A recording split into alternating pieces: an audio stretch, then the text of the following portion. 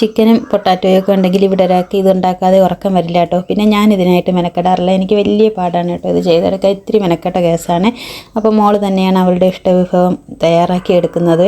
അപ്പം ചിക്കനെ ആദ്യം ഇതുപോലെ മുളകും മഞ്ഞൾപ്പൊടിയും ഉപ്പും കൂടി പെരുംജീരകവും കൂടിയൊക്കെ ചേർത്ത് ഒന്ന് പുരട്ടിയതിന് ശേഷം കുറച്ച് ടൊമാറ്റോ സോസും സോയാ സോസും കൂടി ചേർത്തൊന്ന് റെസ്റ്റ് ചെയ്യാൻ വയ്ക്കാം. പിന്നെ കുറച്ച് മയണൈസ് ഒന്ന് അടിച്ചെടുത്തിട്ട് അതിലേക്ക് കുറച്ച് ടൊമാറ്റോ സോസും സോയാ സോസും മുളക് പൊടിയും കൂടി ചേർത്ത് കൊടുക്കുന്നുണ്ട്.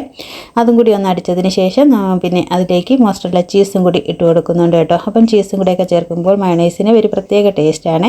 പിന്നെ പൊട്ടാറ്റോ ഒന്ന് ഫ്രൈ ചെയ്തെടുത്ത പൊട്ടാറ്റോയും നമ്മുടെ ഫ്രൈ ചെയ്തെടുത്ത ചിക്കനും ചെറിയ കഷ്ണങ്ങളായിട്ട് മുറിച്ചെടുത്തിട്ടാണ് കേട്ടോ ചിക്കൻ ഫ്രൈ ചെയ്തെടുക്കുന്നത്. അതെല്ലാം കൂടി ഓരോ ലെയറാക്കി ഇട്ട് കൊടുത്ത് അതിൻ്റെ മുകളിലേക്ക് മയണൈസും കൂടി സ്പ്രെഡ് ചെയ്തിട്ട് കുറച്ച് ചീസും മല്ലിയിലയും കൂടി ഒന്ന് സ്പ്രെഡ് ചെയ്ത് വെക്കുന്നുണ്ട്.